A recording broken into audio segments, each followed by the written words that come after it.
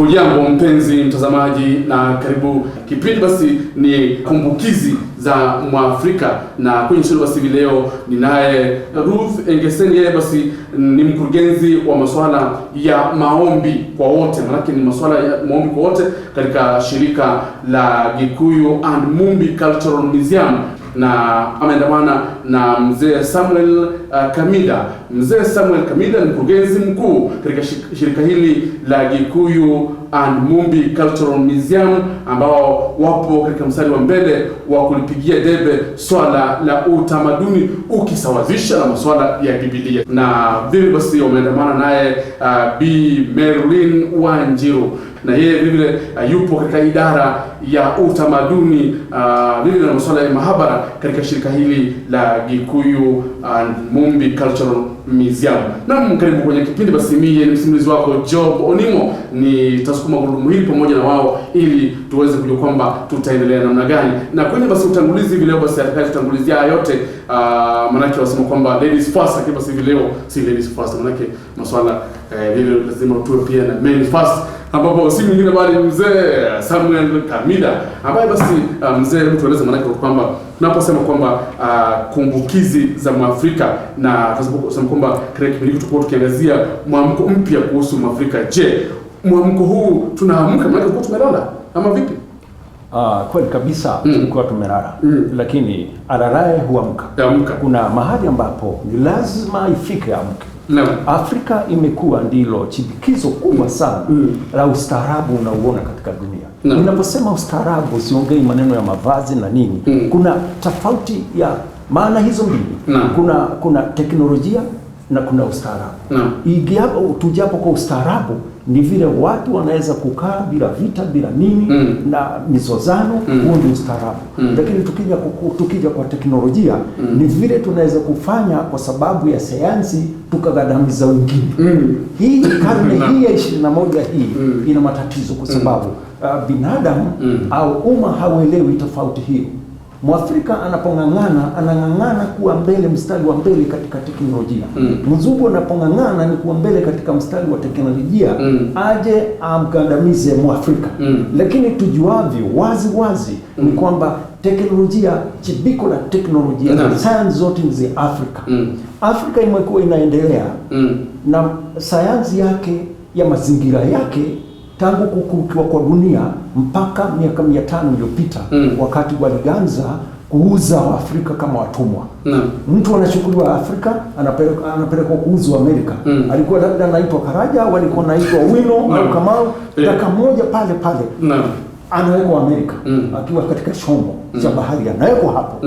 Mtu huyo anakuwa amepagawa, amefungika akili, anapewa jina, anapewa dini, anapewa chakula katika mazingira tofauti kabisa. Kwa miaka 500 amegandamizwa. Ni shida sana kuamka kwa sababu hana chimiko, hana sehemu ya kurudi nyuma achukue anjebele. Lakini Afrika tulivyo sisi, wale ambao tulibaki katika bara la Afrika, tukijirudi wenyewe tukauliza ni wapi tulipotezea njia, naona kuna mwangaza mahali fulani. Kama walivyofanya Wahindi, bara Hindi walikuwa wamekaliwa na ukoloni zaidi yetu kama miaka 400, wameamka sasa. Ni taifa moja leo lina nguvu sana. Wachina vile wana nguvu sana, na linaanza kwanza maendeleo hayo huwa yameambatanishwa na utamaduni wa watu. Utamaduni ni mazingira. Bila kuyajali mazingira huwezi kuendelea. Mazingira ndio huleta ustaarabu. Hata imani ni lazima ifuate mazingira ya watu, kwa sababu kuna imani zingine zinatukuza jua, zingine zinatukuza barafu au sehemu baridi kama mzungu ilivyo na barafu, Mwafrika na jua. Ndivyo ilivyo katika kuamka. Afrika sasa imo katika mahali pazuri sana kwa sababu wazee wangalipo. Lakini tukichelewa miaka mingine 20 tutakuwa tumepotea kama watu ambao wako katika bara ya Amerika. Sasa tuna bahati, tuna wazee ambao wana kumbukumbu za ustaarabu wa Mwafrika. Na katika kumbukizi hii sasa tunaweza kuchangia na wale wakitusikiza. Naam, bila shaka basi mtazamaji, nilipokuwa nafanya utangulizi wa kipindi nilikueleza kwamba tunaangazia kuhusu masuala ya utamaduni, masuala ya kibibilia, masuala ya jiografia na historia, ambapo historia ya Afrika ipo namna gani, na kwamba Bi Ruth Enkeseni anajishashasha kwa kweli, maana ana mengi ya kutueleza kuhusiana na mchango wake, maana yeye anashughulikia ama anayashughulikia masuala ya maombi katika shirika hili. Je, Ruth, mchango wako ni upi kwenye mada ya leo ambapo tunaangazia kwamba mwamko mpya wa Mwafrika? Asante sana, karibu sana kwa hii tamasha yetu ya mwamko mpya wa Mwafrika. Na hivi leo ningetaka kuchangia haya ambayo mzee amesema ya kuwa desturi ambayo kwa dictionary yetu ya kamusi yetu ya Kiswahili sanifu Oxford huwa wanasema desturi ni kanuni. Yani ya kuwa vile tunavyoishi sisi wa Afrika tuko na kanuni yetu, na ambaye wakati yote tunatoka pale tunakuwa ni kama tuko nje ya laini yetu. Na basi pia tuna mila zetu na mila pia ikawa ni vile tunavyofanya mambo yetu tukiwa jamii moja, tukiwa tunaendelea na hiyo kanuni yetu, basi inakuwa tuko kwa mila fulani. Na tena mwisho tuko na utamaduni wetu, na huu utamaduni naona ndio unayoshikanisha Afrika nzima. Kwa ajili ukimwona tu mtu rangi yetu rangi nyeusi, basi yule mtu ana utamaduni fulani ambayo inaambatana pia na utamaduni wako. Kama Mwafrika ana roho nzuri kwa mgeni, bora wewe uwe ni Mwafrika, basi kwake utalala na utakula. Na kama vile mzee amesema, kwa hivyo kila desturi ama mila za watu jamii tofauti zikija kwa boma moja inakuwa utamaduni mmoja wa Mwafrika. Na hapo ndio tunaposhikana, maana kila Mwafrika ana mlango wake. Na kutoka kwa mlango wako ukija sasa kwa hii boma kubwa inayoitwa Afrika, basi tunashikana, tunakuwa kitu kimoja. Kwa hivyo mimi ningeona ya kwamba ili Afrika iwe na mwamko mpya na mwamko mmoja mpya, ni lazima turudi kwa utamaduni wetu, ili utamaduni wetu utushikanishe sisi yote, tuwe na nguvu ya maajabu sana, ndio kuweza kwenda mbele. Maana sasa tunagandamizwa, ni mzungu anatupiga kila mtu na pigo lake.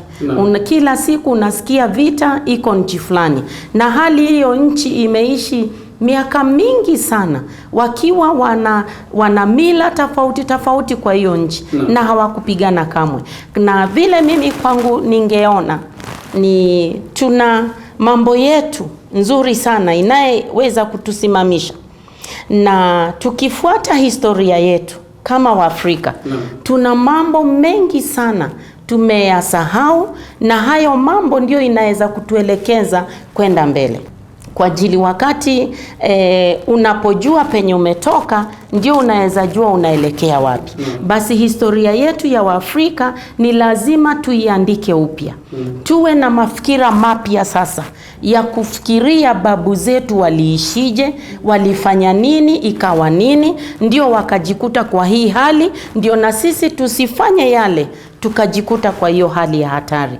Pia tukiangalia Waafrika geography yetu, kukua tuko wapi kwa hali ya dunia, ndani ya dunia kwetu ni wapi, ndio tuielewe hii boma yetu, tuelewe vizuri sana wale wako kule labda Afrika ya Kusini wako aje, ili sasa tujijue na tujue boma yetu kona zote, ili tupate kuwa na mwelekeo ya kuwa kwetu tunapajua sasa na sasa hapa kwetu tutafanya hivi na hivi tuende mbele. Na lakini jambo kubwa sana Mr. Job ni ya kwamba kwenda mbele kwa Mwafrika ili tuwe na rasilimali zetu na utajiri wetu ni lazima tumrudie Mungu wetu. Bila shaka. Na yule Mungu wetu ni vile tulikuwa na muomba zamani. Kwa ajili ukiangalia hali ya dunia sasa imekuwa na changamoto nyingi sana. Inakuja hata mambo mengine wakati tunavyosema habari ya Mungu, unakuta hata kuna mambo ingine inaletwa ndani ambayo sio ya Kiafrika na sio ya umungu. Kama haya maneno tumeyaona ya kuwa kuna hata dini ama mambo inaletwa ya mwanaume kumuoa mwanaume mwingine, na hii sio umungu na sio hata si utamaduni wetu. Na hii yote inaambatana, inakuja tena kwa hali za dini. Kwa hivyo tukimrudia Mwenyezi Mungu wetu mmoja, sisi wa Afrika bila shaka tutashikanishwa na huyo Mungu mmoja. Na sisi wa Afrika ndio wenye imani kubwa mbele ya Mwenyezi Mungu. Na hata wanabii wengi wa zamani walikuwa ni Waafrika kama sisi. Kwa hivyo tukichunguza Biblia tutakuta iko na historia kubwa sana yetu sisi wa Afrika. Wale watu tunasoma, wakati tunasoma Biblia, tunawafikiria wale ni watu wa Kanani, ni watu sijui wa wapi. Hali labda hata huyu labda ni alikuwa ndio babu yako kabisa, alikuwa amekelia kiti na Mungu anaongea na yeye na ikaandikwa. Basi kama tukiona Abraham, mimi nimelewa kule Western, na wakati wanatairisha vijana lazima waimbe wimbo ya kuwa sisi ni watoto wa Abraham. Na nimechunguza sana nikaona hata haya mambo ya kutairi ni inasema kwanza tumetoka wapi. Kwa ajili mzee mwenye alipewa amri ya kutairi, alipewa ni Abraham, alipewa ni Mungu. Basi na akaambiwa, wewe mzee pamoja na vizao wako wote watakuwa nafanya hili jambo. Na tunajikuta sisi Afrika yote nzima tunatairi. Basi na wakati Western wakitairi wanasema sisi watoto wa Abraham na tumekuja kutimiza ile ahadi yetu na Mungu. Basi si unaona watu tayari nyimbo zao zinawaambia hawa ni akina nani. Lakini sasa ni lazima wajisikie kabisa sisi ni watoto wa Abraham na kuna baraka special tumewekewa ni Mungu ambayo itatufungulia dunia. Saa hizi tumefunikwa, maana tujafungua ule mlango ili baraka za Mwenyezi Mungu ambaye aliongea na baba yetu Abraham zitufikie. Na bila shaka tushawahi kuwa na hizo baraka. Kwa ajili tukichunguza sana kwa Biblia, kuna wakati wa Afrika ndio waliongoza duniani. Tunamuona hata Abraham wakati walikuwa na njaa kule Canaan, akija Afrika ili apewe chakula. Usaidizi wote ulikuwa watu wanatoka mbali wanakuja Afrika kupata usaidizi. Na tukitaka kuyaona haya, ningetaka ndio Madam Marilyn atusomee, na nitakuwa ninasema hii masomo kwa Kizungu ili naye anataja kwa Kiswahili. Na tutasoma kwa Genesis 10 verse 1. Tutasoma kuhusu wazawa wa Noa. Mwanzo 10 mstari wa kwanza. Baada ya gharika, watoto wa Noa, Shemu, Hamu na Yafethi walipata watoto wa kiume na wa kike. Hii ndiyo orodha ya wazawa wao. Watoto wa kiume wa Yavani walikuwa Elisha, Tarshishi, Kitimu na Dodanimu. Hawa ndio asili ya watu walionea sehemu ya pwani, kila watu wa lugha yao, kwa jamaa zao na kufuata mataifa yao. Okay. Asante sana, umetusomea vizuri. Lakini ningetaka tuteremke chini kidogo hapo kwa Genesis 10 verse 6 to 12. Mwanzo 10 mstari wa 6 hadi 12. Watoto wa kiume wa Hamu walikuwa Kushi, Misri, Puti na Kanani. Watoto wa kiume wa Kushi walikuwa Seba, Hawila, Sabta, Rama na Sabteka. Watoto wa kiume wa Rama walikuwa Sheba na Dedani. Kushi alikuwa baba yake Nimrodi ambaye alikuwa shujaa wa kwanza duniani. Alikuwa mwindaji shujaa mbele ya Mwenyezi Mungu.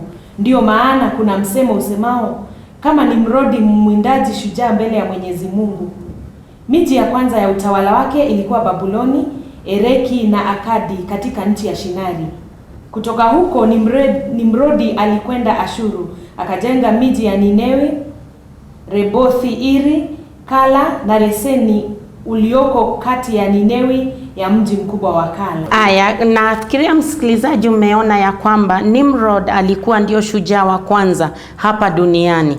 Na hali kuna watoto wengine walikuwa wamezaliwa kule ni Jafeth na hata huyo kijana mwingine. Lakini huyu wa Ham ambayo Ham ndio sisi wengi wetu wa Afrika tuko kwa huyu kijana anaitwa Ham, ndio umekuta shujaa amezaliwa. Na bado huyu shujaa ametawala nchi nyingi sana paka Babiloni. Kumbuka zamani, enzi za kale, Babiloni ilikuwa nchi kali sana. Maana hata ndio ilikuwa na mfalme Nebukadneza, na hata ashawahi kupiga Israeli, na anapiga hata nchi zingine karibu na yeye. Lakini Nimrodi aliwatawala. Kwa hivyo mimi naongea kwamba sisi wa Afrika tuwe na mwamko mpya, tuwe na mwamko mwingine tena, tutawale dunia vile tulivyotawala zamani. Nimrodi ni mtu wetu kabisa, mtu mweusi kama sisi, maana yeye ni mtoto wa Kushi, na akiwa mtoto wa Kushi pia alikuwa na watoto wengine, na huyo Kushi alikuwa na mtoto anaitwa Sheba, na Sheba tunajua ni hapa Ethiopia. Maana tulisikia Malkia, Queen of Sheba, Malkia wa Sheba kule Ethiopia. Kwa hivyo tumejua ya kwamba kutokana na Sheba haya maneno imetukaribia sana. Mtoto mwingine wa Kushi alikuwa naitwa Dedan, na huyu Dedan pia anawazawa. Na pia kuna mwingine amesoma dada akasema Havila. Pia tutakuja kuangalia pia habari ya huyo Havila. Lakini nasema hivi, tuianze tena hii dunia tukiwa tumejivaa nguo na maneno za babu zetu, ili tujue siri ilikuwa nini. Lakini tukienda na njia ya mzungu hatutamshinda kwa ile njia yake. Lazima turudi nyuma, tuingie kwa njia yetu, atatupata kule mbele kama tumesimama imara. Na hiyo ndio mambo ya nzuri sana. Na pia tukitaka hata kuiangalia vizuri, ama aje sisi wa Afrika, sisi ni watoto wa Abraham, tutaiona vizuri sana kwa Genesis 25 verse 1 to 6. Haya mambo itatusaidia sana kufunguka, ili tujue hatuko mbali na Mwenyezi Mungu, na baraka aliyoambia baba yetu Abraham zitatukujia na tutatawala dunia. Hatutakuwa tunapigwa tena na magonjwa na mambo mengi ya kuturudisha nyuma, tutasonga mbele. Mwanzo 25 mstari wa 1 hadi 6. Na ni kuhusu wazawa wengine wa Abrahamu. Abrahamu alioa mke mwingine jina lake Ketura. Ketura alimzalia Abrahamu Zimrani, Yokshani, Medani, Midiani, Ishbaki na Shua. Yokshani alimzaa Sheba na Dedani. Wazawa wa Dedani walikuwa Waashuru, Waletushi na Waleumi. Watoto wa Midiani walikuwa Efa, Eferi, Henoki, Abida na Elda. Wote hao walikuwa wazawa wa Ketura. Abrahamu alimrithisha Isaka mali yake yote, lakini watoto wa kiume wa masuria wake akawapa zawadi, na wakati alipokuwa bado hai aliwapeleka katika nchi ya mashariki mbali na Isaka mwanawe. Ndiyo, tumeona ya kwamba kati ya watoto wa Abrahamu wakiwa na huyu bibi Ketura, tulijua sana bibi wa Abrahamu ni Sara. Lakini kwa bahati Mungu alikuwa amemchukua, lakini Abraham alimchukua bibi mwingine, na huyu bibi hata ukiangalia jina lake linakaa ni la Kiafrika, na huyu ni bibi anaitwa Ketura, jina letu sisi la Kiafrika. Alafu wale watoto wamezaliwa ni huyu mama. Kati ya watoto tunakuta jina kama Medan, na tunapata mtoto anaitwa Midian. Na kati ya hawa bado kuna Dedan ambaye tulimpata kwa laini ya Nimrod. Na huyu Dedan anarudi anakuwa ama huyu Joktan na Dedan wanarudi kumzaa Sheba na kwa ile laini hii sasa ya Abraham. Kwa hivyo ile laini tuliona Sheba na Dedan pale, na ni laini ya Nimrod inakuja inashikana na laini ya Abraham. Maana tumemwona Sheba na tumemwona Dedan. Naye Dedan amesemekana amezaa watu wanaitwa Ashuru, watu wanaitwa Letushi, watu wanaitwa Leumi, na hawa ukiwasikia unasikia ni kama Waafrika. Kwa historia yetu na uchunguzi, Shuru ni hapa Sudan. Sudan kwanza, hii South Sudan imeshika sana kwa hawa watu. Lakini msikilizaji, ningetaka kukuonyesha kwa map ambayo ndio uone jina ya hao watoto ikiwa zimefanywa town, na ni kumaanisha hao watu walikuwa hapa Afrika. Jinsi mama Ruth alivyotueleza kwamba Abrahamu katika Biblia maana kwamba ana uhusiano mkubwa kweli na Uafrika ama na Mwafrika, na kabla basi na mapumzikoni alituahidi kwamba atatuonyesha ramani, baadhi ya mambo muhimu kwenye ramani hii. Lakini basi kabla ya kumpa nafasi, ningependa kwamba mzee Samuel Kamidha aweze kutueleza, maana pale mwanzo nikwambia kwamba utatuambia hapo baadaye kwamba inakuwa kwaje basi Mwafrika huyu baada ya kuwa ndiye aliyekuwa bora zaidi, mwanadamu aliye bora zaidi, sasa hivi anamuinamia mzungu, anamtegemea kwa kila jambo. Ndugu bwana Samuel, tueleze. Hilo limesababishwa na kuwa mzungu ndiye alileta maandishi katika Afrika. Na pili ndiye alileta imani ya Kikristo katika bara la Afrika. Ukristo ulikuwa ni sehemu ya Palestina, akauchukua akapeleka Ulaya, tena akatuletea. Vile alivyochukua kahawa hapa, anapeleka Ulaya, anaweka kwa mkebe, tunaletewa tunaletewa. Kwa hivyo sasa unaona tuna tatizo kwa sababu tangu tupate uhuru hatujaketi chini kulitafsiri Biblia kwa njia yetu sisi wa Afrika. Maneno mengi yametajwa katika Biblia ni ya hapa hapa. Lakini kwa sababu hakutupewa nafasi ya kutafakuri au kutafakari maneno hayo, tukianza Biblia tunaona tuko mbinguni. Lakini hapa kwetu. Kwa hivyo tunaona hapa maandishi na dini ndio ilifanya Mwafrika akawa hoi. Dada Ruth, karibu tena. Na sasa ningetaka niko na atlas ambayo ni kubwa kweli, lakini kile ningetaka kukuonyesha hapa ni hii nchi ya Sudan. Katikati kwa nchi ya Sudan kuna mji unaitwa Wed Medani. Na Medani ni mmoja ya watoto wa Abraham na yule bibi Ketura. Na watu wa zamani wakiishi pahali fulani walikuwa na papea jina lao. Kwa hivyo Medani ni kitu moja sana, tukiiona kwa map tunajua kwa hakika ya kuwa Medani alikuwa Afrika, maana tuko na mji unaitwa Medani. Na tena tukienda kwa mambo ya Kushi, pahali tulikuwa tumeona Nimrod akiwa Mkushi, ningetaka tusomewe ni Bi Marilyn pahali pana Numbers 12 verse 1. Hesabu 12 mstari wa kwanza ni kuhusu Miriamu anaadhibiwa. Ndio. Tutasoma. Kisha Miriamu na Aroni walianza kumsema vibaya Mose kwa sababu ya mwanamke Mkushi aliyekuwa amemuoa. Ndio. Haya, hiyo ni jambo kubwa sana la kutuonyesha ya kuwa huyu Musa alikuwa ametoka Misri akiwa na shida, akaja akaishi kwa watu wanaitwa Wakushi. Na hapale akamuoa bibi msichana wa Jethro ambaye alikuwa anaitwa Zipora. Lakini kwa hii Bible tu Marilyn ameshika ni Bible, nafikiria ungeisoma kabisa ni Bible gani, alafu ndio twende hapo penye ulikuwa unasoma. Hii ni Biblia habari njema kwa watu wote, toleo la kujifunza. Ndio, ikiwa toleo la kujifunza, msikilizaji, pale chini kuna commentary ama tafsiri za watu wameketi chini wakajaribu kufafanua. Basi Bi Marilyn ungetusomea mafafanua. Tafsiri pamoja na ufafanuzi. Utafsiri wa mwanamke Mkushi na ufafanuzi zaidi. Ufafanuzi zaidi.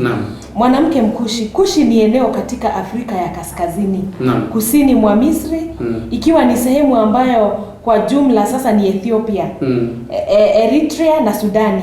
Kwa hiyo mkewe Mose ambaye jina lake ni Zipora binti Yethro alikuwa Mwafrika. Haya, mwenye asili ya Kiafrika kabisa. Ndio. Hii ni jambo kubwa sana, iko kwa Biblia yenye tunabeba kila siku kutuonyesha sisi ni mmoja ya wale waliokuwa na Musa, maana Musa amekuja kwa Wakushi. Na tena hili jambo bado linatuhakikishia ya kwamba yule Nimrod aliyekuwa shujaa namba wa kwanza kabisa akatawala dunia, alikuwa Mkushi katikati yetu sisi wa Afrika. Na ndio kwa ajili msikilizaji tunasema tuwe na mwamko mpya wa Kiafrika ili tuweze kuamka, tufanye mambo ambayo duniani tulikuwa nayafanya watu wanakaa na mshangao. Kwa ajili huyu ni Kushi, na Kushi ndio baba ya Nimrod, na Nimrod ndio alitawala dunia kabisa, na hata sisi tuko na damu ya Nimrod. Na basi wakati Musa alikuwa ametoroka akaja kwa Wakushi, ni kwa ajili walikuwa ni watu wa nguvu na watu wa maendeleo zaidi. Na ni hapa ikiwa ni eneo ya Ethiopia vile tumeambiwa, Sudan, na ni hapa Afrika. Lakini tukumbuke sisi wa Kenya, kabla Kenya ifanywe koloni kwa mwaka wa 1920 tulikuwa sisi ni kitengo ya Ethiopia, Ethiopia, na tulikuwa tunaitwa Abyssinia. Kwa hivyo ikisemekana Ethiopia ni paka sisi pamoja. Ndio. Na naona kwamba mwelekezi wangu ananiambia kwamba kipindi ama muda tuliotengewa umeyoma zaidi, na kumbuka basi makala haya yatakujia wiki ijayo saa na wakati kama leo. Mwisho kabisa, pengine kwa maneno machache kweli ni kianza, manake aliyetutangulizia kipindi alikuwa ni mwanaume kamia, akasema kwamba men first, lakini sasa hivi basi ladies first. Dada Merlin Wanjiru, mwisho kabisa basi ungependa kutoa wito kwa watazamaji ambao wanakutazama na wasia wako wewe mwenyewe kama mwanahabari? Wasome Biblia na wasome kwa undani. Wataona mambo haya ambayo utamaduni wetu tunaambua mara ni mbaya mara uko hivi, wataona kwamba yako kwenye Biblia. Kwa hivyo tusome na tusome kwa kuelewa, na pia tuweze kurudia utamaduni wetu, kwa sababu unapelekana na umungu sana. Ni vile hatukuwa tunaelewa. Tufunguke macho, tusome Biblia na tupelekane na utamaduni wetu, kwa sababu zinapelekana. Hawezi hata mmoja ukasema unaamini lingine. Yote mawili, Biblia na utamaduni, yanapelekana. Kuna mengi sana watajua. Asante sana. Basi mwisho kabisa, mzee Samuel Kamiga, bila shaka wewe licha kwamba ni mkurugenzi wa shirika hili la Gikuyu and Mumbi Cultural Museum, manake naona kwamba una mengi ya kutuambia, kile kwa sababu ya muda ni mfupi sana, manake pengine tutakuhitaji kwenye vipindi vijavyo ndipo uweze kutujuza mengi zaidi. Msemaji. Asante. Kile ningeshauri wasikilizaji au watazamaji wetu ni kwamba wasitutazame maumbile yetu, watazame yanayotoka katika nyoyo zetu. Wakifanya hivyo watajiheshimu, na mtu akijiheshimu, huu ndio mwanzo wa ustaarabu. Wakati wa kipindi kama hichi, ajue kimefanywa uchunguzi miaka mingi, na kinaweza kumsaidia mahali. Na mtu akijipa heshima ndio chimbiko la ustaarabu. Na ustaarabu ni maendeleo kuelekea kwa Mungu. Barabara. Basi ni maneno yake ndugu Samuel Kamiga. Basi mwisho kabisa, Mama Ruth, maana kwamba una mengi ya kutuambia, mengi kweli katika utafiti wako ulio nao ni wakina kweli, lakini basi kwa sababu ya muda nakupa tu muda ambao tuliotengewa ni mfupi mno, nakupa tu fursa ya dakika moja mbili hivi uweze kusema mambo yako, maneno yako ya mwisho kulingana na mada ya leo. Asanti sana msikilizaji. Ningetaka kuacha na haya mambo ya kuwa ingawa hii inasimamiwa ni Gikuyu and Mumbi Cultural Museum, ujisikie nyumbani, kwa ajili wewe ni Mwafrika, na Mwafrika pahali popote hapo, na kuna Waafrika wengine huko ni nyumbani. Kwa hivyo Gikuyu and Mumbi Cultural Museum hivi sasa inasimamia mwamko mpya wa Mwafrika, sio hata Mkenya peke yake. Tunaongea habari ya Waethiopia, wa Egypt, wa Djibouti, na hata paka Afrika Kusini. Wote tuungane pamoja, tuwe na mwendo mmoja ambayo itatufikisha kwa ule ustaarabu wa raha na starehe na baraka nyingi kweli. Asante sana. Basi asante sana. Basi mpenzi mtazamaji, popote ulipo sana, wakati kama wale, basi hapo ndipo nafika mwisho wa makala haya, kipindi ikiwa ni Kumbukizi za Mwafrika. Mengi yamesemwa, sitaweza kuyarejelea yote kwa sababu ya muda tuliotengewa, lakini ningependa basi kuwarejeshea shukrani wote waliofanikisha makala haya, bila kuwasahau wadhamini wakuu wana Gikuyu and Mumbi Cultural Museum, ambao basi wamejitolea ili kuhamasisha wewe, ndiposa ujue kwamba wewe kama Mwafrika ni mtu wa maana zaidi hata mbele za Mungu. Manake wengi tumejidharau, wanasema kwamba sisi hatuna lolote, manake tumewapa wazungu kipaumbele, tunawainamia, tunasahau hata kumuinamia Mwenyezi Mungu. Na Hadi hapo basi sina la ziada, basi tukatamatisha makala haya kwa niaba basi ya Mama Ruth Enkeseni ambaye yeye ni mkurugenzi wa masuala ya maombi katika shirika hili la Gikuyu and Mumbi Cultural Museum. Shukran za dhati vile vile namrejeshea ndugu Samuel Kamida ambaye yeye ni mkurugenzi mkuu wa shirika hili vile vile la Gikuyu and Mumbi Cultural Museum, na vile bila kumsahau mwanahabari mwenzangu hapa ambaye yeye anahusika na masuala ya maktaba. Hadi basi wakati mwingine panapo majaliwa yake Maulana, nimekuwa msimulizi wako Joe Bonimo na kutakia amani ya Bwana.